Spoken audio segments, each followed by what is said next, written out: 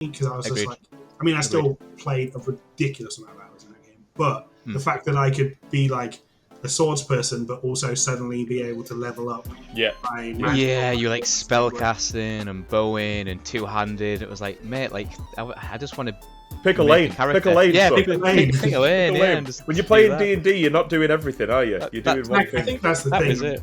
It's not choose your own adventure when you're choosing all of the adventures. Oh my! Now that is the sound Oh, of the there it is. podcast. There it is. Soundbite for the start and cue titles. Oh, we're definitely using that. You are listening to Rules of Play, a game development podcast for anyone wanting industry insight, deep dives on games, and just casual conversation. Anywhere from the next 10 seconds, we will begin. Anywhere, we're going to start anytime soon. It's going to be in possibly in the next few seconds. Maybe it started now. Who knows? Starting now. No, we've not Okay. started now, have we? Starting now? Hey mate, we've been started for 17 minutes. That's true. I That's think true. we're starting now. Genuinely, how is everyone? Yeah, I'm all right. As good as I can be, with during the pandemic times that we live in. I'm alright. Had Yeah. some interesting issues today, but keeps on going. That's what it's all about. As always, Adam. Yeah, I'm alright. Yeah, just glad to be back in the office. You Oh yeah, you're jammy back in, bastards! Yeah, me and Adam Can't are believe that. I'm not happy with you at all with that. But he's managed to He's get not back into happy. the office. I know. It's good. I'm staying at home for a bit. Like I'm doing okay working from home. Actually, it's been weird an because I went adventure. back into the office like just before Christmas, and I was not great when I went back in. But since like after Christmas, I've been absolutely fine. It's been weird. I don't know why. I don't know what's different about this lockdown compared to the last one. I Maybe did it's not find, Well, there's like a light at the end of the tunnel, right? Like it feels like we're kind of moving out from it. I mean, I'm end still is in sight. the most pessimistic guy in the world. I still think we're gonna have a lockdown 4, and all that. I'm so deep in the trench of just they've done it once, to do it before, but fuck it. Let's see what I happens. mean, I was along the same lines. I found this December, January one a lot easier. This work from home stint a lot easier than the first or the second one, really. I don't know whether that's the new flat or just because it's the new year or whatever, but Maybe, it's yeah. easier this time than it was. It's the quite initial. odd. I mean, I've been talking to a few people about it, and for a few people, they said that this one's been the worst. Like with Really? like the Yeah, third definitely one. worse for me. Like it. I don't know if it's just a case of the whole game design rule of 3, and it just started Yeah. playing on people's mind a bit. Like, oh no, like is it just going to be 3 or is it going to be more? But yeah, I've heard of a few people. Yeah, this one's been quite rough, but hey ho, the pubs are open now, so Well, that's true. I'm mildly happy. Everything makes it a lot easier. Have you guys found yourself more productive or much less from home? Because I've heard like conflicting arguments, and I would Much say less. some days I'm much less, some days I'm much more. It's really weird. Much Like less. I'm about to say, mine's quite fluctuating. Yeah, mine really does depend. I'd say probably less though on like a day-to-day basis. But if there's, I don't know, you can kind of gear your own time a little bit better, right? It's kind of like the double-edged sword of working from home. You're kind of always available to do work. It kind of sucks at the same time, but yeah, if you are really into something and you want to get it done, you'll just do it because you're not going to go home. Like you're there, your workstation's there, ready to go. So yeah, Well- but I'd probably say mostly it's probably been way lower than normal, my productivity. Same. Well, actually, no, that's all right. That was quite the pause. I was going to say like you leant forward. I thought you were going to say something. I was like waiting for it. I'm going to So I was going to introduce. lead into. No, well, I guess that's a good time to introduce ourselves into the start of all of this podcast. Yeah. So I'm just going to pick one of you at random. Tom, you can go first. Oh, good. Hello. Hello. You've awkward. You put me on the spot now. I'm a senior game designer at Supermassive Games. Recent. As of recording this, I have become senior today. So if You're anyone not sees lying, this Tom. from my work, I definitely know what I'm doing and will continue to do a great job. Thank you. I appreciate You're it. now my boss, I aren't you, appreciate Tom? I'm not. No, I'm not your boss. We work on different games. We're doing different things. I'm not your boss. Like, can we end this meme before it starts? I feel like this is going to be in every episode now. For real. Yeah, but that's me. I don't know how deep we want to go into it, but that's me now. I think it's fine. We'll go through and do a quick intro. So my name is Matt. I am a game designer also. I don't have a meme around mine, so that's just we can make one. We'll find the size of his hands. Do not put them on camera. We're not bringing this into here. Right, you can go first then, Adam. Third. I said, my name is Adam. I'm also a game designer at Supermassive Games. Cool. No, and I'm the odd one out because I'm not at Supermassive Games. I did used to be, but I'm a game designer at TT Games, or Traveller's Tales, as I do hear it called now and then, but very rarely. Do you know the release date for Lego Star Wars yet? Shut up. Is it? Are you guys officially called TT, or is it? Because you used to be called Traveller's Tales. So the actual name is Traveller's Tales, but I think it is just TT now. I mean, I'm saying this. Someone's obviously going to attack me for this online because I've got it wrong about my own company, but I'm pretty sure it is just TT, like TT Games. But can't believe our podcast is going to be cancelled before it starts. Oh, totally, man. Just you wait. Sorry, Adam. Go. No, I think the logo, wasn't it, with the weird ferret thing? I think that's. Yeah, it was like a little ferrety, almost like Sly Cooper looking geezer, like sat on like the old DreamWorks moon. You had like the hobo. Yeah. Is it me, or do we just have we strayed away from like cool looking logos with like game dev studios? Oh, for real. Everything. It's kind of like that Silicon Valley like trendy stuff now, right? Like Yeah. Yeah, but most recent is Pubisoft. You can't complain at Pubisoft. Oh yeah, I forgot about that. Yeah. Pubisoft, what? Yeah, there's the like Digimon Poo, wasn't there? Only like a few years ago they did a rebrand in the logo, and everyone said it looked like a poo. I must have missed that one. Didn't they make like weird like plushes of them or something? Yeah, because someone did like a 3D render of it. Yeah, that was it. Maybe it was that I was thinking of. Yeah, that was pretty good. You got to market it somehow.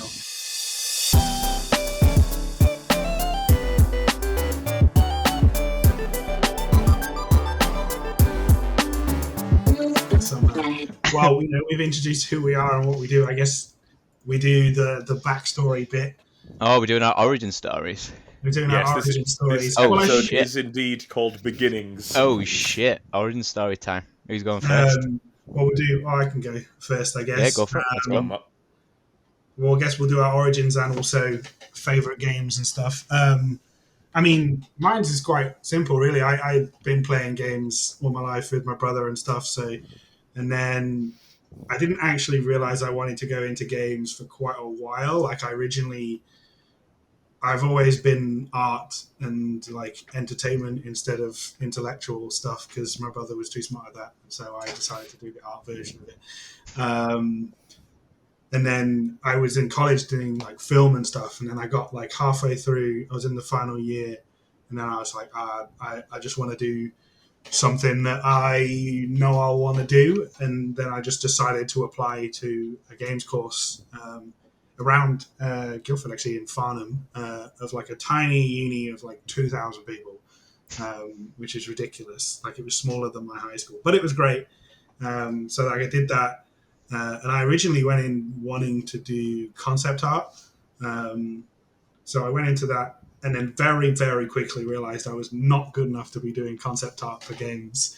You go into like the lesson with all the computer banks. I'm like, oh, I've only been drawing on paper this whole time. Everyone's got Wacom tablets and things. And I don't know what Were they like, get out your tablet, and you're like, I don't have any. Do paracetamol? What's going on here? Almost like that. Like I had to get one for college anyway. So I never used it for drawing. I always just used it for because we were doing Flash animations and stuff at some point in college. But yeah, so when I finished first year, they made us during first year we did all things of 3D programming, which was part of the game design and programming was all in one thing because it was basically like learning Unity, and then 2D. So when I was doing those, that's when I realized, I really like doing this design part of it. And then in second year, we specialized. And that's when I moved on. So I had a gap of like 8 months or so from leaving uni until I got a job at Supermassive, which I've now been there 3 years in July. The date always escapes me, but I started the same day as Adam, so you'll tell us that. I always forget you two started at the same time. Yeah, and they didn't talk to each other for 3 months. No, we worked it out. It was like, it must have been like, I think it was like a month and a half before Mark invited me to the pub. Yeah, And that's that photo of me looking so young. Yeah. That is weird to think back of that. Does that mean that we might be able to recreate that? Was it? I think it was someone from CD Projekt Red, and it was like 3 screenshots of him between like Witcher 2 development, Witcher 3, and then the Cyberpunk one, and he just looks like he's been aged like 80 years. Oh my god! You probably could. I was going to say, you showed us a picture of yourself the other day when we were out, and you look like a different person. You look like a scraggly old hobo wizard. Like it was, I'd never seen. It was first lockdown. Do you remember? It was the first lockdown, and he looks so different. But that's because we all agreed to never cut like any of our facial hair or hair in any way. So we ended up just looking like a bunch of Gandalf wannabes. I looked awful because I don't get any hair, so I just had like an Amish beard. It was terrible. It was terrible, honestly. But yeah, so I've been here 3 years now as a game designer, and I worked on Dark Pictures, Man of Medan, and Little Hope. And that's me. I'll do favourite games, I guess, after this lot, so I'll pass it on. Yeah. Okay. Adam, do you want to take it? It kind of leads nicely into you since you started the same day as Matt. I've always liked playing games, as long as I can remember. The first game I ever played, I think, was Crash Bandicoot. Yeah, nice. Like 4 years old. I always just loved playing games. I never really knew what I wanted to do until my last year of high school. And then I remember I just saw a college course that did game design at Wakefield, and I was like, I'm gonna do that. I like video games. I'll do it. And it was kind of more of like a Photoshop based course and Flash and stuff, but kind of give me a bit of that bug. And then studied at uni, game design, T-side. T-siders. UTB. Just studied it 3 years. And then applied for a job at Supermassive and started a month after my graduation. Lovely stuff. And all newbies. Same day as Matt. The little 23rd of July. 23rd. See, 23rd, there you go. At least someone remembers. It's like a relationship, you two. I'm going to say, yeah. I never remember the anniversary, I'm sorry. He's the only one who remembers it. Each other on the sofa. They're no longer Supermassive. Yeah. So I won't. Yeah, I was kind of similar of a weird fusion story of Matt and Adam there. Of I didn't know what I wanted to do. Until like that kind of past couple of years of high school was like ending. Like you got pick. You had to kind of choose your options at year 9. Was it? I think. Is it year 9? You have to pick your options. Yeah, you pick different topics. Yeah, so I tried to like gear my choices there to like I want to do something arty, and as long as I'm like making things, then I'll be happy. Because it's just something I've always done.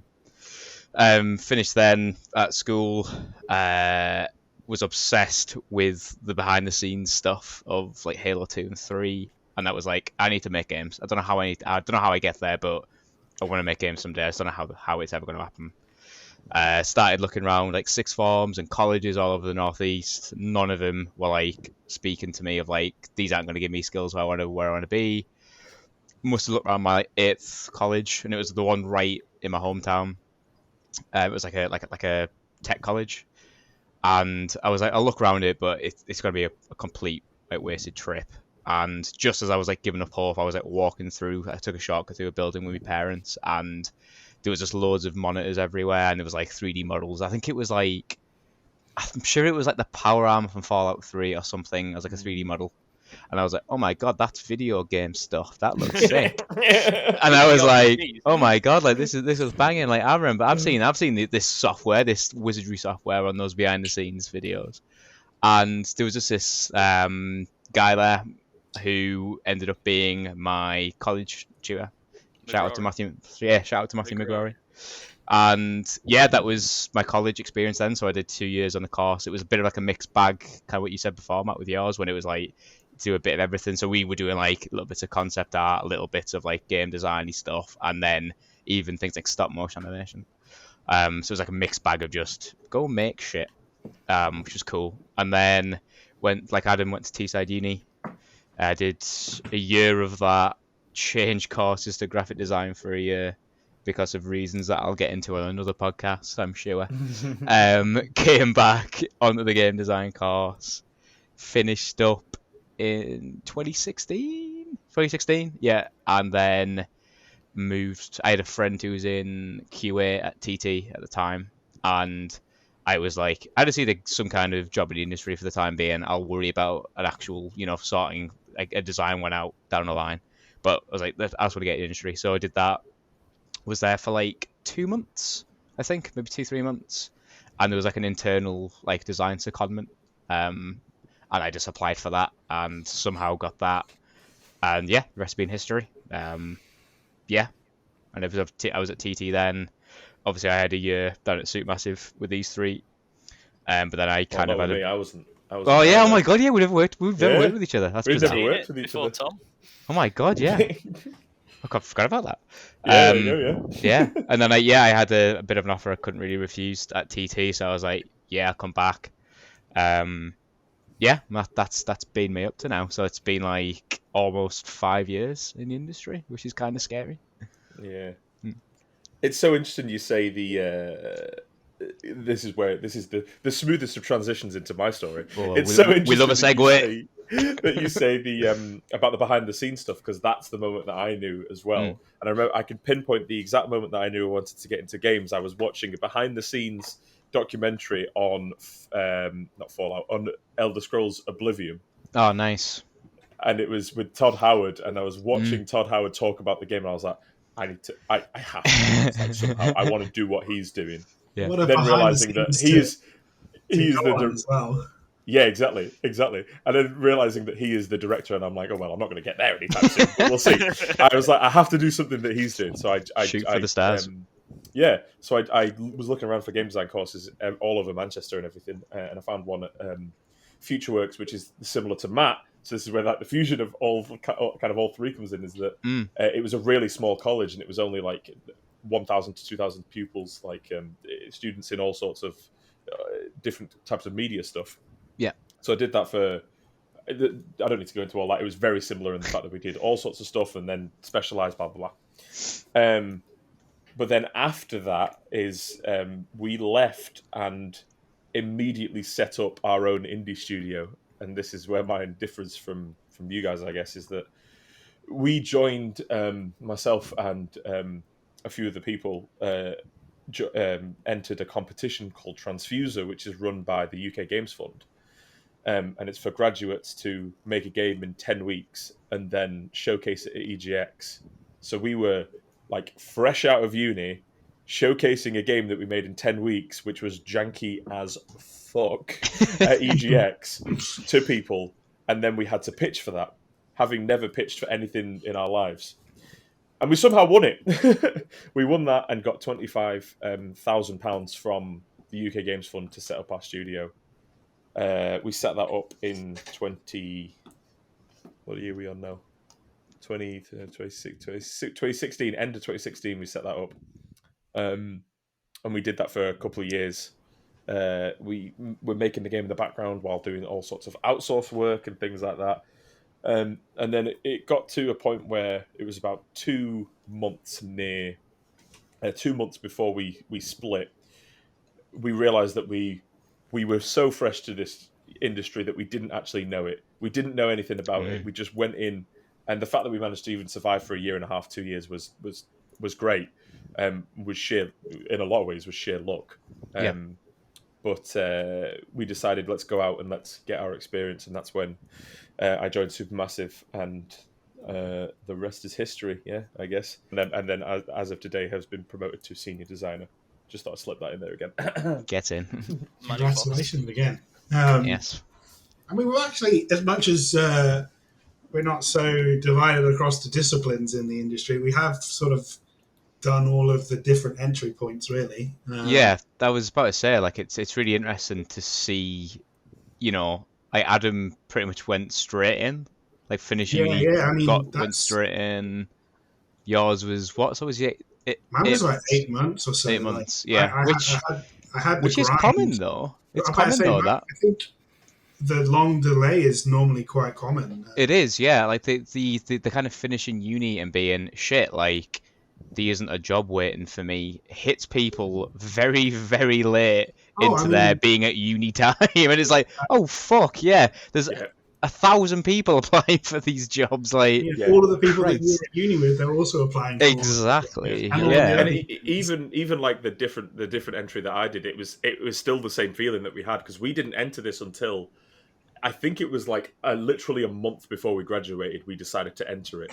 Right. So the time before then, the last like few months of it, we were in the same boat. We were like, but shit, we need to start looking for places. I applied for like Ubisoft in like in Berlin and places like that. All these different places everywhere. Obviously, didn't get same. it.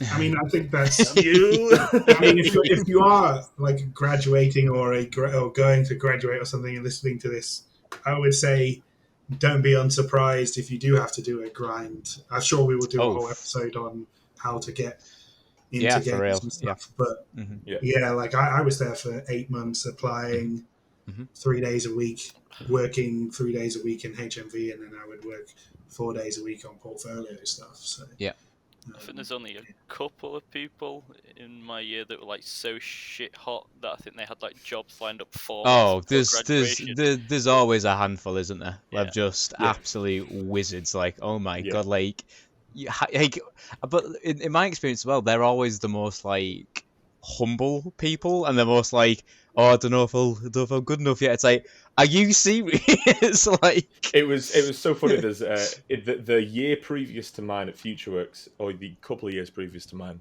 there was a concept artist in there called Bo Lamb. Shout out to Bo. And he went on to join Hello Games and develop No Man's Sky, and is amazing. And was the concept artist. And I'm like, and he was like a success story that we were told at uni. It's like, how the hell am I ever gonna get to this point? I'm so glad you've said that about what you said there about those success stories, because like I feel like, and this might just be my experience, so I'm well, I don't want to speak for anyone, but I felt that there was a certain success stories that our uni always kind of like wheeled out again, and it was like, do you know so and so? Like, you went to Teesside, you know? And it was like, do you know the guy? Do you know the guy who designed the Batmobile in Batman Begins? He went to Teesside, you know? And it was like, right, we get it. This is the 18th time I've heard this. Well, our uni had the same thing, and they always show you like the portfolios and stuff and all that stuff that they had when they graduated and things. It's like, I can't do that. Like, you look at it going, there's no way I'm going to get 10 years these people are doing this. Not to like stroke your ego, Jack, but like whenever there was like, we're going to show off some previous year's works for design, yours was always one that got shown. Oh, the old Journeyman one. Nice. Yeah, that one got shown. They loved wheeling it out, and kind of what I was saying before about them being those like 5 whiz kids. The reason why our game got the kind of like, I don't know, like just at the time the attention it got was because we were the last year to use UDK. Like, we should have been using UE4, but for whatever reasons we didn't use it. We had to use UDK, and our artist was like knocking out like full like PBR pipeline art and getting it working in UDK with all these incredible like watershed stuff that he just made like the brilliant like level designers toolkit of go and make whatever you need to do with these building bits now, and he just gave us everything we needed. And like, it's so weird, like looking back now and remembering that I've been using UE4 since when, like 2014, 2015, and like we weren't even using it then. But like, you look at it, like, you look at projects now, it's like, bloody hell, like that looks all right. That ain't bad. I was going to say, did you guys have like an end of year like award things or anything like that you had for? We didn't have like awards for the game. We didn't have awards particularly for the games that were released. We did do like an mini EGX show, because like my university was an art uni, right? It did like fine art and performance and film and stuff. So we had like an can't even talk about it. We did a show in a gallery, and we each game you had to make like a vertical slice game, and then we did they were all plugged into these like custom arcade machines that were like a PC built into an arcade machine. Oh, that's cool. That's cool. That is cool. That's cool. The only reason, well, I feel bad now because no one had it once. I was like, the only reason I asked is because I won too. Like, now that was awkward when you all said no. I was like, I don't know if I should bring this up then. When I say I won one, and the team I was in who set up the studio won the second one. So I didn't win the second one. We won the second one. You know who you are. Teamwork. Teamwork. The team won the second one.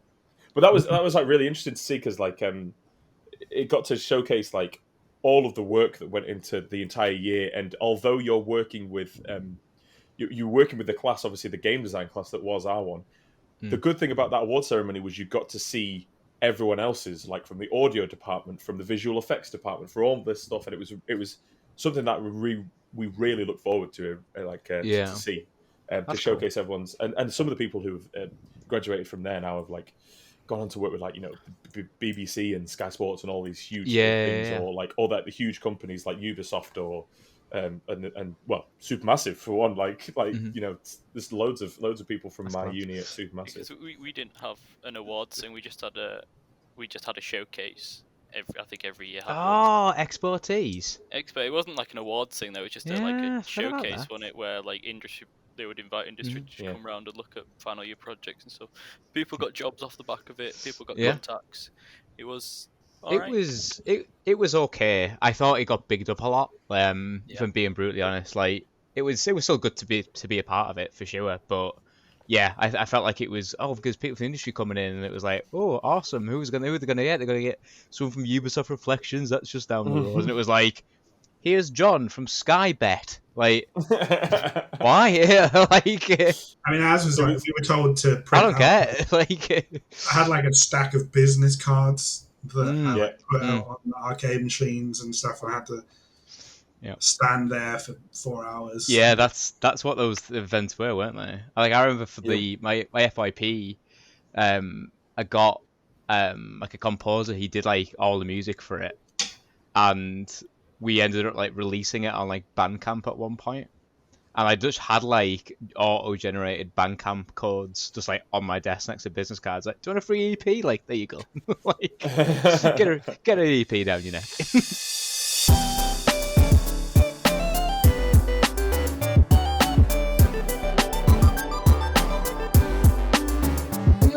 Yeah, those are our origin stories. I think it's fairly obvious why we're doing a dev and design orientated podcast coming from this, but I'm going to do, I teased it before, but we're going to do our favourite games. I've done top 3. I've been thinking about this for a long time now. Christ. I don't know if it's always like top 5 games, and it's almost impossible, but my top 3 is even too hard. I don't want to put stuff in a list of like what I can. Well, mine's not like number 1, number 2, and number 3. It's just like 3 most influential. Oh god, that's even harder. Influential games, because that's saying most influential games on yourself is even harder. I mean, I'll go first. Maybe it'll make it easier for go on, for you guys. So the 3 that I've got as like my favorite games, but obviously this isn't. I'm not going to sit here and say only these 3 games are my favorite games of all time. But I'm just going to go with the list that I've made, which is the new God of War. So 2018 God of War. Happy birthday, by the way. It's his birthday. Oh yeah, it is actually God of War Day today. That was so planned. Audio users may not be able to see, but I'm pointing at my poster, which is God of War. So yeah, I mean that's the only like modern game that's in these 3 for me. It was just blew me away. Incredible. No, we're going to do whole episodes on all these things. I'm not going to get into it too much. But we will definitely do one about God of War. Yeah, please. Yes, exactly. That game. Yeah, And then the whole, I mean, this will be another episode as well. We keep teasing episodes here, but like the whole got to keep them hooked. How much information they gave about the actual development of that game and showing the flaws of it and stuff is great. And then I've got two more. So Oblivion, Elder Scrolls, obviously, is possibly the only one that I've ever like slightly landed on as my favorite game of all time. Like that game, I just played so much of that game early on, and it was so good when it came out. And even better for me is now I just finished replaying it recently, actually, and it still holds up. Like, and it holds up in a way that it's like nostalgic fun, but it also holds up in a way that it's kind of just bad. Like, I was about to say, like, I think the funniest thing about Oblivion to me, and I'm with you, by the way. When I first played Oblivion, I loved it. Like, it was my first proper time being like fully invested in like a Western RPG before, and I remember going back to it a couple of years ago and being like, oh my god, there's literally 8 voice actors in this game, isn't there? Like, every voice is just the same. It's like, oh my god, like, this is crazy. Like, how did this ever happen? But it kind of proves to me, like, when it's probably not a thing you can get away with anymore, but when it came out at the time, you didn't need, I didn't notice that there were all the same voice actors. I probably didn't either. Like, no, I didn't. I definitely didn't. Yeah. No, because I think it did, you know, like just a really solid job of, you know, creating that perfect like fantasy world where, like, you know, everyone talks about the opening when you come out and you come out the sewer and it's bang, where do you want to go? And yeah, you don't, you can overlook all those little flaws, right? Because you're just going, oh shit, like, let's just go down this road then. I like the amount of people you'll speak to who had like vastly different, like the first hour of the game, like post the tutorial, I mean, like, who had a completely different experience. Like, my first time I went down that bloody ruin, like right in front. Yeah. And I was like, well, this must be where I need to go because it's right there in front of me. And I went down as I was maybe like maybe 12, 13-year-old, I think I was at the time. Heard that awful ambient music, you know, the one in those ruins. I was like, saw 2 skeletons. I was like, fuck that, I'm going. Like, no way. You go to a headless zombie and you spend 20 minutes moving backwards and forwards trying to do this to kill it. I ran out of there, went on the road, found someone's farm, started like stealing cabbages, and was just like, please, shelter! Like, I was like, there's some in like, skeletons over there. Yeah, like I was in like for that game, man. Like, it was great, yeah. Especially replaying it like last month. I mean, it's definitely got some flaw. I mean, the leveling system is just completely broken, but I love it. What do you mean? I can obviously upgrade my athletics by standing and jumping constantly all the time and doing nothing else. It's also the difficulty scaling from your levels, like, but yeah. And then, not to take up too much time with this, my last one is NFL Street on the GameCube, so nice. 2004. Oh, nice. I still have yet to make any of you three play this game, but it is just, in my eyes, and I replay it literally every year at Christmas. When I go back home, I get on the Wii, actually, because they could do GameCube games on that, and I just sit there and I spend like 60 hours just going through the challenge campaign in that game. And for me, it's just the pinnacle of sports games. Like, nice. It's realistic enough that you feel like you're playing the sport, but it also makes you feel like a superhero in the sport, and you get to do stupid shit. Like, everyone like, I don't play FIFA and stuff, but I play Madden occasionally. All of those games, you always talk about the moments where you're like, oh, and I passed it to this guy, and then I did this, and then I did the trick shot, and it went in. You don't talk about how, oh yeah, it's super realistic, and I passed it to this guy. And he tackled it. No, you talk about the crazy moments, and that whole game is just styling on people and stuff. So it's great. Sick. So I absolutely love that game to pieces.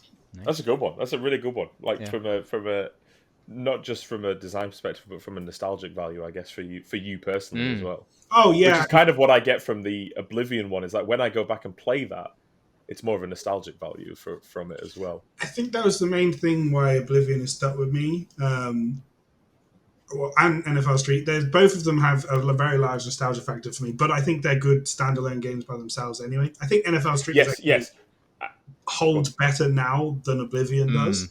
But Oblivion holds enough that I would happily introduce it to someone our age and say, like, just play it. Like, I was you'd have the I same was thing. just about to ask that. Because it's obviously we're getting very close to Skyrim's 10-year anniversary. Like it's like 6 months away. Which If is, that. that blows my mind. Which Oh my is God, that which is is insane, right? And I was about to say, do you think you could, if you were to go back in time and introduce someone to Oblivion at the age they were introduced to Skyrim, they just stuck with it?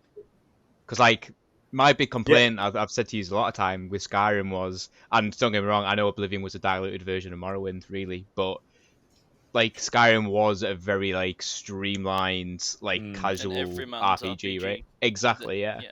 So like, I don't know. I think it may be a case of just whatever. Like you say, if Oblivion is our game, right? And then Morrowind is not the generation before, but that kind of like Yeah. older, and then Yeah. Skyrim is that version of that. I think whichever one you grew up with And and that- you have yeah, an affinity that's with it, is isn't the it, one I you think? stick with. If they don't Because I don't get the release- same feelings I do when I play Skyrim, or when Yeah, I me too. played Skyrim for the first time Yes. that I did with Me too. Oblivion. And Me this, too. but also the same as if I go back and play Morrowind, it's the exact same. I don't get I enjoy it, don't get me wrong, but I don't get the same feeling that I do You when I can't- played Oblivion. You can't deny Skyrim's trailer is one of the I best was- game I was literally trailers about Yeah, to bring actually, that yeah. up. If we're talking about released. game Like, trailers and Are you things, about yeah. like the OG one? Yeah. Like Where that. the dragon comes in out of nowhere and that then was it plays the like- Dothraki music. That was like halfway through. I think it was halfway through my first year at college, I think. And we had these conversations like, oh yeah, like, well, I really like Oblivion. I was like, you like Oblivion? Oh mate, what's your favorite quest? And like when that trailer dropped, we were all at uni, and we all just like headphones in, like, when is this out? Like, oh my god, This is oh my insane. god, like This it's has to be the best game I've yeah. ever seen. And I think that was it, right? I think it had to be the best thing ever because it's the follow up to Oblivion. I mean, you And when can't- it falls short of the mark in, quite a few areas for me, it was like, Well, yeah. But it was just never going to be Oblivion again, right? Like it just. I mean, for me, you couldn't can't- have- not for the fact that- us anyway. exactly. That's what I mean. Yeah. It brought the world of RPG games to a whole, like, the widest audience has ever seen. Oh, Yeah. But for me, objectively, the fact that you can do everything in that game kind of like ruined it a bit for me, because I was Agreed. just like, I mean, I still played a ridiculous amount of hours in that game, but the fact that I could be like a swords person, but also suddenly be able to level up. Yeah. My magical Yeah, you like abilities, spellcasting and bowing and two-handed. It was like, mate, like I just want to Pick a make lane. character. Pick a lane. Yeah, son. pick a lane. Pick a Yeah, lane. and just When you're do playing that. D&D, you're not doing everything, are you? You're doing one I thing. think that's the That thing. was it. It's not choose your own adventure when you're choosing all of the adventures. Oh Yeah. my! Now that is the sound Oh, of the there it is. podcast. There it is. Soundbite for the start and cue titles. Oh, we're definitely using that. Yeah, that's it. That is lovely. So Well, I Somebody mean, mark that time. Who Timestamp, who wants to 5 go minutes. next? Who wants to go next? I think Uh, Tom should, because Tom has he's already mentioned about Elder Scrolls and stuff like that. So it might be quite nice. right. So, favorite games of all time. Man, it's a really hard one. I would definitely say Shrek Smash and Crash Racing is up there. No, Fuck me. joking. Your face didn't change for so long there. I was like, oh my god, he's serious. No. I was like searching during Matt's Hunter for the most ridiculous one I could think of. Genuinely, like one of my Cooking Mama always wins. cooking mama. Yeah, well, I mean that's actually a good. Anyway, Yeah, that's good. I would say one of my favorite games of all time is definitely Bloodborne. I would definitely say Bloodborne is probably one of my favorite games ever. Hell yes. Because it. So I would consider, and this is why I asked initially about influential versus favorite. Dark Souls for me is one of my most influential games, whereas Bloodborne is one of my favorite games. And for me, Dark Souls brought about a new genre completely, brought about everything new, not just in the games industry as a consumer, but also as a designer and developer, like for how we can do that stuff. Bloodborne for me took that and perfected it. Yeah. Like it is so good, and I cannot describe the feeling of when I first played it in the same way that I can't describe it, the same feeling that I got for Elder Scrolls. And I would consider Oblivion to also be one of my favorite games of all time, hence why I talked about it so much when you were talking about it, Matt. Yeah. Well, I literally said it was the reason I got into. I can literally pinpoint that game as the reason I got into the games industry. But to talk about a different one, go back to Bloodborne. Mhm. Everything about that game just hooked me from the first moment I played it. From the first time you wake up in that doctor's room Yeah, the and you get your clinic, ass yeah. absolutely handed to you by the werewolf, Mhm. and then you wake up in this like dream world and you're like, what the hell is going on? What is Like, I happening? was hooked completely, and you get given these weird weapons that like transform into different stuff, and then there are so many layers to that game that you keep uncovering, and to this day I still play it again and keep being Find like, something oh new. wait, if I combine this thing with that, and then that makes this boss easier. And I still struggle with so many bosses. Like, I've never had an experience like defeating the Orphan of Kos from the DLC. I'll never experience anything like that again, because it took me, I genuinely think, about 10 hours to try and do that boss fight by myself, and you are I'll right. never Yeah. get anything close to that You are again. so right though about the like Dark Souls being that game that was like, here's game industry, here's the new thing. Yeah. And I think like obviously like the original Demon Souls before it, but that kind of like had a splash, and it didn't find that mainstream like Yeah. Well, I don't even success. think it got mainstream until the second one. Really. So this is what I was about to say. Like Dark Souls came out, and it was like it made a bigger splash, and it was obviously huge, but it still wasn't like, oh, I need to play this How game. did you all like get into Dark Souls? Like, Mine was Dark Souls 2. Mine was like, I saw a load of stuff from Dark Souls, didn't really understand it and stuff, and then who was I watching? I was Man vs. Game, and I saw the trailer come out, and the trailer was like, I mean, I love old knights and sword and fantasy stuff anyway. So when the trailer comes out and it's got the guy in like the cape and all of that stuff, I was like, this is sick. I have to play this game. Yeah. So I actually started playing on Dark Souls 2. And the first run of that, like full playthrough of that game, I did like fully couch co-op with my brother. Like, awesome. When you die, obviously, because normally it's if you die you pass the controller, but because you die so many times, we had to like make up different rules. So if you die, you pass the controller, unless you have too shorter amount of playtime. And if you're doing a boss fight, you get like 5 attempts before you pass the controller. The fact that you were able to add house rules to a game like that is just, it's so good. Like, it's another level of. All you I'll were a say- designer all the way back then. Yeah. Teasing another episode, but we've got to do a whole episode on Couch Co-op because I'm obsessed with it. Because of how the way did I you used guys to. get into it? So mine, I was aware of. I remember playing Demon. I think it was Demon Souls. I played it at EGX one year, or maybe it was Dark Souls. It was Dark Souls, I think. I played it at EGX, and I was like, "This is solid. What the fuck is this game?" And I was like, "Don't know. It's obviously not for me. This is like really sweaty stuff." Yeah. And so I kind of, was aware of Dark Souls as a thing, and I was aware of it building up its like infamy. Oh, it's dead hard, and I was like, all right, cool, like nice one. And I kind of watched it from a distance, and I didn't get into the Souls like Born stuff until Bloodborne, and that was the one when I was like, shit, like yeah, like fantasy knights and dragons are cool, but it's cooler like horrendous cosmic horror, and I can walk around in a big Victorian get up and kill werewolves. I'm like, that's my jam. And I was like, I'm going to give this a go. And I was listening to a podcast. I think it was might be like the Giant Bomb podcast or something, or maybe like a Kataki one at the time. And it was like the first month Bloodborne had been out. And in between episodes, they were trying to convince one of their, put it on the podcast or one of their friends to play it. And he bounced straight off Bloodborne. And he was like, no, I'm done with it. It's not for me. And I was like, shit, that was me at EGX with Dark Souls. And then I put a couple of... maybe episode 2 after it, they were like, have you gone back to Bloodborne yet? And he was like, I've gone back to Bloodborne. Like, lads, I absolutely love it. And he was like sold on it, and I was like, I need to give this franchise, whatever genre a go now. I need to give it my actual all. So I picked Bloodborne up through that, and I just became absolutely obsessed with that genre. I think the Souls has that, like you were saying. I think a lot of people picked it up, put it down, and then went back to it because it does have that. It's what happened with me. This is exactly what happened with me as well. Go on, you tell your story. I think I saw it through YouTube. Like, one of my favorite YouTubers at the time was playing it. I was like, this game looks fucking awesome. Knights, cast magic, all this stuff. I was like, I'm gonna pick it up. where did I get up to? I must have. I think I think I got up to Ornstein and Smo, and I that is got a my rough ass fight. handed to me. Yep. So You got many far. times. You got pretty I'm far. gonna say that's good going to bounce off a game at that point. Do you want to know where I got to the first time I played it?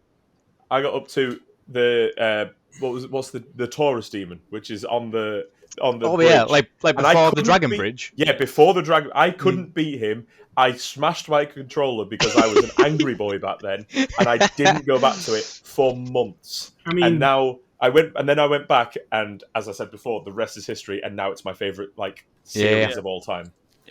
So I mean, I think a good example, like those stories as well. I mean, mine was Dark Souls 2 as the first one, and I remember playing the game, and it was like to do the first couple of bosses, like the lonely giant and then the guy with the big red shield. I can't remember his name. Sorry, for Souls fans. The last giant and the Dragon Rider. Dragon Rider. Yeah. So I did both of those, and then I can see the Dark Souls wiki in the reflection of your glasses, Adam. My save file was 34 hours, and then I restarted it, and then I did it in 2 hours, and I was like, well, that shows the difference between your first time playing it and then just playing it 30 hours. Yeah, let's not get Adam started on how many times he's blitzed through Sekiro. Yeah. Is Sekiro your favourite of the series? Yeah, Sekiro is my favourite, absolutely hands down. Well, it's probably one of his favourite games. We've got to finish your favourite games first. Oh, sorry. Yeah, we've got sidetracked. Let's come back to me because I want to hear Adam talk about. Let's talk about Sekiro first because it's in the same genre. Oh my god! No, this is an episode. You do realise this is an episode. We'll just leave Adam. I'll spiel off my 3 games really quick. I would say. We'll loop back to mine then. I'll say Dishonored. Absolutely fell in love with that game. That basically cemented my design philosophy of the way I want to play and make games. I'm not showing my arm off. No. Show your arm so people know that you're a. There it is. See, he's a Dishonored for audio listeners only. Well, he's got a tattoo of the Mark of the Outsider. I was going to make a joke there, but I thought I won't. So was I. I was going to go there, but I thought, I refused. We'll just let people think about what they're doing. He's got a tattoo of something. There you go. Yeah. I think honestly, that was the game cemented. Sorry. I mean, that's a fantastic game to have as one of your favorite ones. It's for real. It's so good. For a lot of I loved Oblivion and stuff like that, but for me, my favorite Bethesda game for a long time was New Vegas. I played that game so fucking much. Yeah. Compared to I was like, Fallout 3, this is cool. And then I played New Vegas. What the fuck were they doing with Fallout 3? Have you ever watched H Bomber Guy's video on that? No. He does. I'm not normally one for this type of YouTube shtick when it's this thing sucks and here's why. But he kind of popularized that type of video, and he does one called Fallout 3 sucks and this is why. And half of the video is literally him just being look how many New Vegas is there. DLC, it has honestly got one of my all-time favorite DLCs of all time, which is Old World Blues. It's fucking amazing. You get a fucking stealth suit that talks to you. It's fucking banging. Yeah. They just have Obsidian are just full of endless ideas for what can make cool. Anecdotes in RPGs, man. They just know what they're doing. I think that's what it is. Is there's a lot of sorry to interrupt, Adam. It's just it's not necessarily you playing and completing the game. It's the stories you tell when you finished it that you tell other people, and that is so much more important than anything. It's what they lost in Fallout 4. Fallout 4 to me is just an action game. It's not an RPG game. Yeah, I don't recall a lot of that game, but I mean I didn't play a lot of the Outer Worlds. I played maybe 12 hours of it. I never finished Outer Worlds. Yeah, me neither. I finished it, but it was. I don't know. It was. I remember more of that than Fallout. Yeah. For Obsidian, it felt like an Obsidian vertical slice.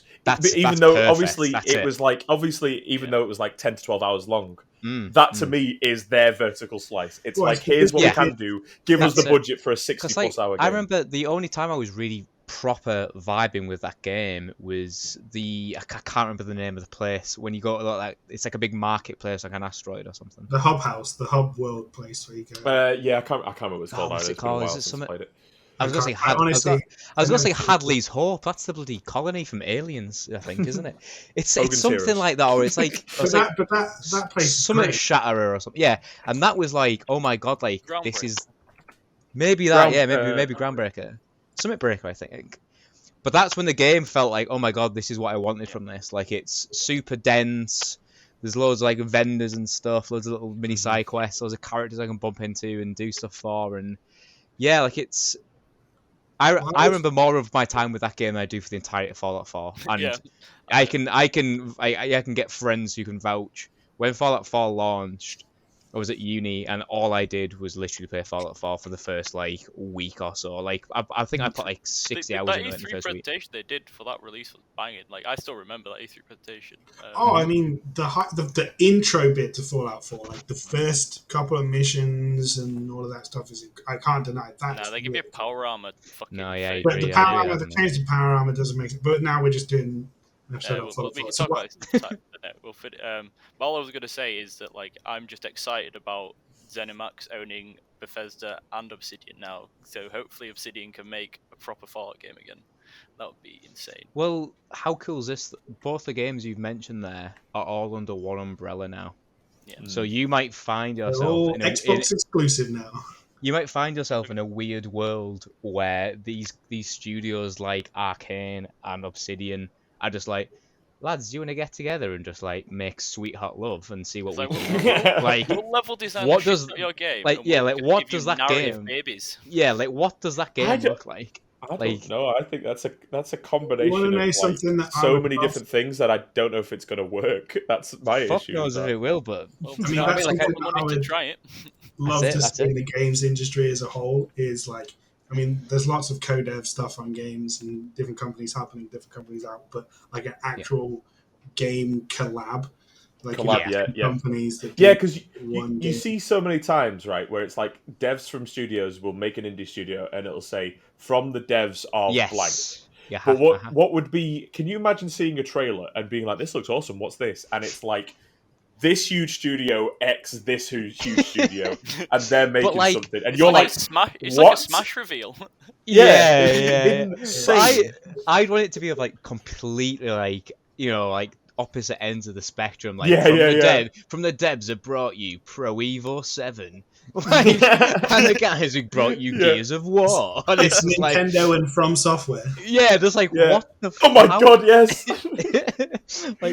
like that level of how did this happen? I don't want to know. Just give me the game. Like exactly. I mean, I feel like that would. That's kind of the feeling I got. Like the closest thing I've got to that recently is Elden Ring, because it's like From Software and George R.R. Martin, and I'm like, wow, these are two things that I love. They're great worlds to collide, right? Yeah, give that to me, and I still haven't seen anything. You sure that game's a thing, Tom? I think we all just. I'm convinced. Elden Ring. I'm convinced now that Elden Ring is just a fever dream that I've managed to convince everyone that's real, and it's not actually real. It's just in my head. And then my last game is Sekiro, but we can talk about that in a Soulsborne episode. I think we're gonna have to. I feel like we're gonna have to because I think Adam. I think that should be our episode to just lead the charge in it. I was going to say, we might as well not even be in there for this episode. He can just do the whole episode by himself. For real.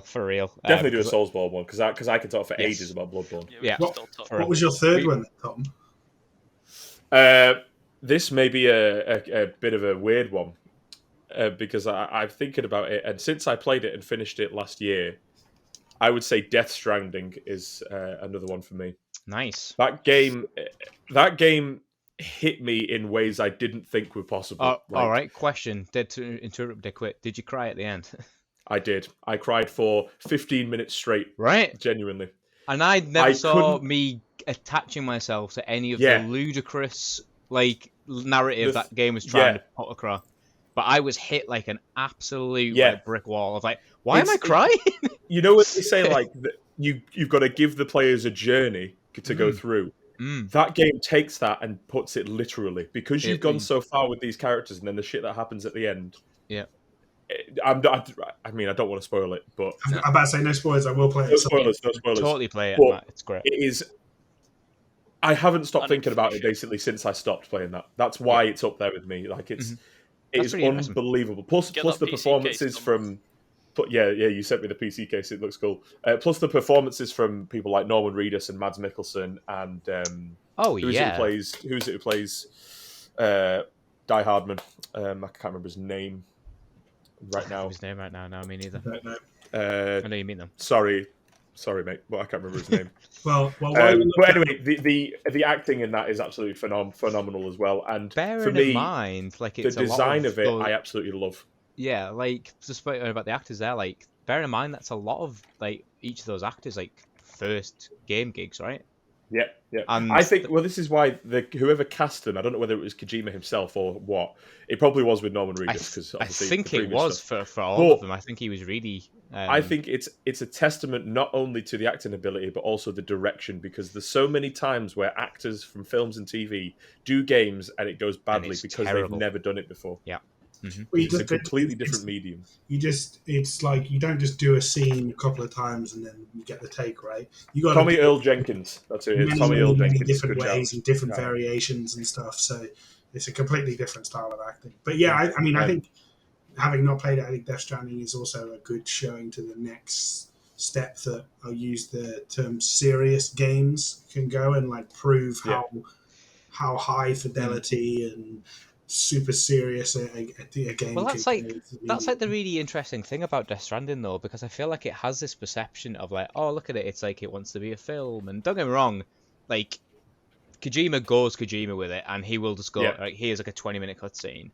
But at the same time, like the moment-to-moment gameplay of Death Stranding is so impressive that you can take the idea of like, let's make hiking through Icelandic wilderness like. That's the core loop of the game, and just having cargo and doing it. It's like the fact he got so like don't get me wrong. I know Sony are obviously going to be like, Kojima, what have you got for us? But like the fact he got Sony on board with a AAA like multi-$100 million project, and like the fact it exists is Death Stranding's biggest testament. I think it's like, oh my god, you got this working. Like, what the fuck? It is one of the only games that like I didn't use the faster travel options in, unless it was required for like, because you get like zip lines later on and things like that. Oh yeah, and I didn't want to use them because I wanted to experience the actual game. And it is like, it's that thing of like, right, when you play a game and you're given a tutorial, like here's how you walk and everything, and the minute it goes, here's how you sprint. I'm sprinting all the time, all the time, and in Death Stranding, I actively chose not to run anywhere because I wanted to experience the actual gameplay. I know, obviously, gameplay-wise, it knocks your stamina out, but I didn't want to do that anyway because I wanted to experience it for how. Also, whenever you have a BT like moment, they are genuinely terrifying. Oh my god! Like that I'm pretty sure it's like entirely authored, so you can't actually avoid it. I could be wrong, so I apologise. I have avoided. But no, like I mean, in general you can. But I mean, there's one sequence. Yeah, there's one sequence in the woods, and I don't think it lets you avoid it. I could be wrong though, but that sequence was just like, oh my god, like this is horrific. I remember like, getting through it, delivering the stuff. I was like, oh, and now you need to go back, and I was like, are you actually serious? And I spent 40 minutes, it felt like, building this network of like ladders and ropes just around this forest, like not going down there. We should do a Death Stranding episode. We should totally. I'm going to move this along as we're slowly eating up all of our time, so it's Jack's turn now. Have you done anything else, Tom? I've done mine, mine sort of were Elder Scrolls as well. That was a joke. Oh, fair enough. Oh yeah, you did say, yeah, of course you did. So obviously mine is Halo 1, 2, and 3. Out of the way early, Jack is the biggest Halo fanboy of all time. Yeah. Well, if we do a Halo episode, not quite as much. Not speaking at all. Yeah, it's just going to be me. It's going to be me just shouting my Halo opinions into the atmosphere. It's going to be you trying to convince me as to why it's good. That'd be as someone who idea, has not played That would be any a of great them. idea. We should do that. We should play a 4-player co-op of Halo 3. At some point. Really? Yeah, I've never played any of them. I've played. Yeah. I've not played Wow. any story. I've played multiplayer I don't know, with you a like, little bit, and that's about it. and- I think That's I've nice. And played then any there's people who are like, "How for can you Halo. call yourself a game designer if you've not played Halo?" And I'm Oh, like, that's "Well, weird. because I don't need to have. I don't need to do that." You don't need to play everything, obviously. Yeah. I'd probably I don't want to ever do a cop out and say just Halo as a franchise. I won't do that. Okay. But I will put Halo 1, and it pains me to put Halo 1 over Halo 3, because Halo 3 is just... You'll never get a game of that complete as a package ever again. Like, that's just the truth. Like, the fact that game had campaign, 4-player, like, you know, you could play it in 4-player, full multiplayer suite, theater mode, like a level editor, and it all fit on a DVD in 2007 is absolutely madness. So good. So But good. I will put Halo 1 over it just because that's the game that made me go, oh shit, video games. I want to make video games. Don't know how, but want to make them. So that, like, the original, because it just proved that you could get a first-person shooter working on a console properly. Obviously, that was like the big game to do that. And for me, it really pushed the idea of, even though you've got a game space, and it wasn't the biggest game in the world, but it felt way bigger than it actually was. And it did a lot of really cool, like, game design trickery stuff to be like, oh my god, this world feels huge. And it wasn't, a lot of levels were kind of repetitive in places, and they reused a lot of geo and everything, but the game just felt huge, and you felt really small in this, like, huge universe. So I fell in love with that. Other than that, I'd probably put Half-Life 2 as my next one. Similar, because of what I just said about Halo, just the idea of you feeling that you're a small player in this huge world. I've something about that, and that extends to my, like, love of certain movies as well. I really like the idea of there's a bigger universe going on. You're just seeing one part of it. Oh, I love that shit. I don't want to be like, I love being the lore master. Like, there's a point where it gets a bit too nitty gritty, but I love totally agree. That stuff exists. Like, Yeah. feeling embedded in an actual universe, even though That's it. I'm only playing. Like, it could just be like a 10-minute game, but if I feel like, oh, I'm actually if it's done the Bob, job, and in the bakery in this city in this country, like, yeah. And that's what's really interesting about Half-Life and Halo. Like, it makes no mistake that you are, like, the hero of the story. Like, you got to do this, you got to do that to save it. But, like, especially Halo 1, it pays so, like, even like the way the levels are built, and the whole, like, okay, like, we're on this ancient ring, we don't know what it's about, and you go in these, like, structures, the huge, metallic things, and you go down into them. And at the time, mainly because of hardware limitations, you're looking over these chasms, and they just felt like they just went on and on, and it was like, oh my god, this is, like, terrifying. It just felt like ancient, and I feel like that's something else that Half-Life 2 did. Half-Life 2 is not remotely open world or anything of the sort, but it just feels bigger than it actually is. Like, the play space, you're like, now when I play it, I'm aware of the confines of the play space, but when you play that for the first time as a young teen, you're like, oh my god, like, this game feels absolutely huge. Jack, Arcane were making something for Half-Life 2, right? I know, it got Ravenholm. Yeah, it got cancelled, really didn't it? Sad. Yeah. Yeah, it sucks because a third one. I don't know. That's a tough one for me. I don't know where I'd sit I with think that. I know which one's your third one. Oh yeah. Ooh. It's Bioshock. It is up there. It is up there. Pretty much anything just from Dead Space. Like the whole like. Or Dead Space. I mean, Dead Space is banging. Is it obvious what kind of games Jack likes at this point?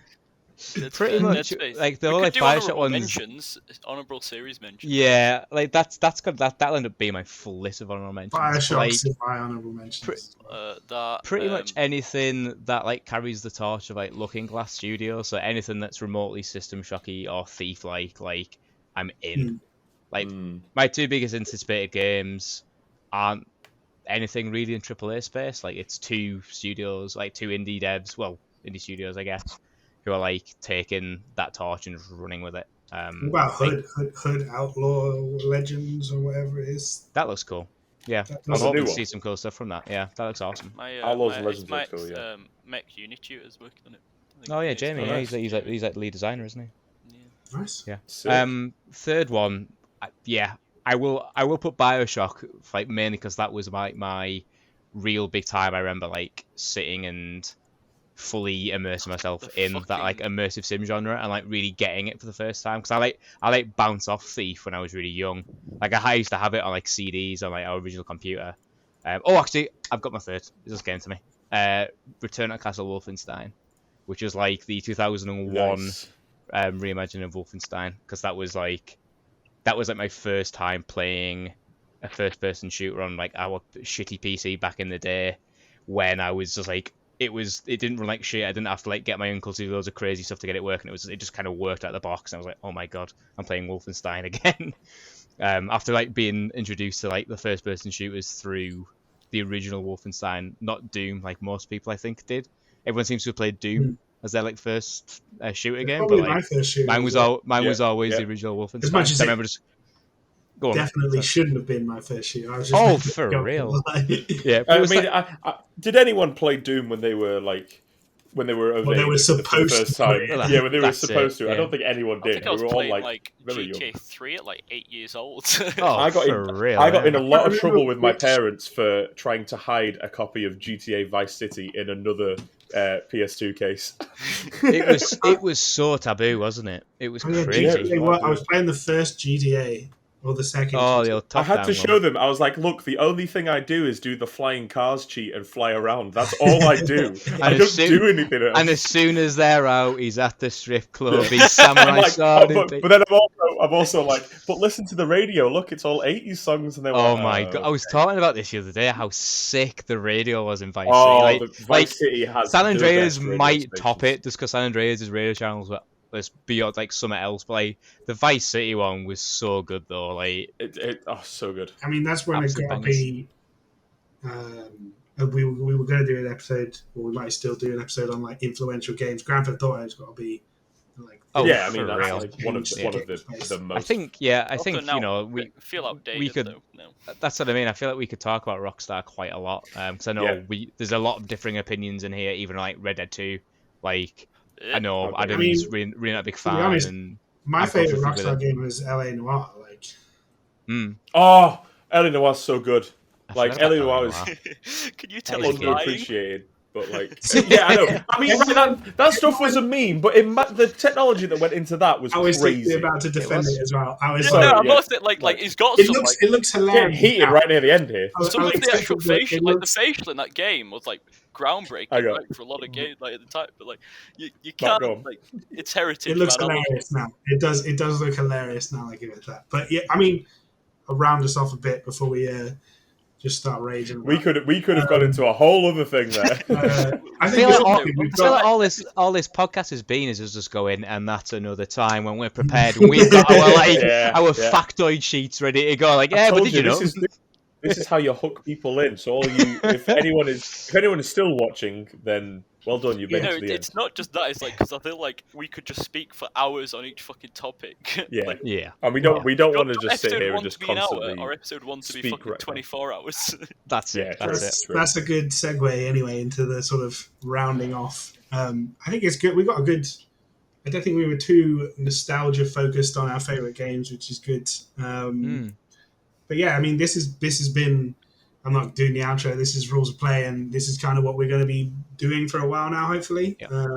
I'm hoping we can go in a bit more of like a deep dive, as we've kind of I had to stop myself going down. But yeah, I feel like we are going to be going on a lot of deep dives of our favourite games, and maybe even some of our games, kind of what Tom was alluding to before, of games we've never really touched.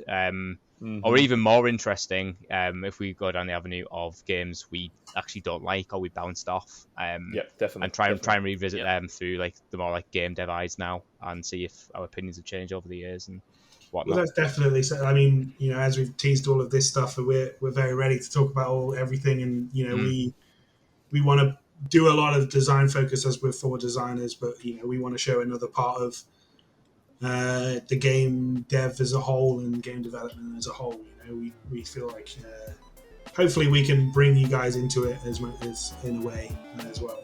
Yeah, totally. Cool. Well, then I he, think that sounds pretty good. Well, Should we do an outro? I said I wasn't doing the outro. That but I sounds guess like the this is outro. I'll do the outro then. Goodbye, Thank everybody. you very much, everybody, for listening and or watching. We have been Rules of Play, and that's it. Goodbye. See you on the next one. See you guys. Thanks, everyone. Bye. Bye. Bye.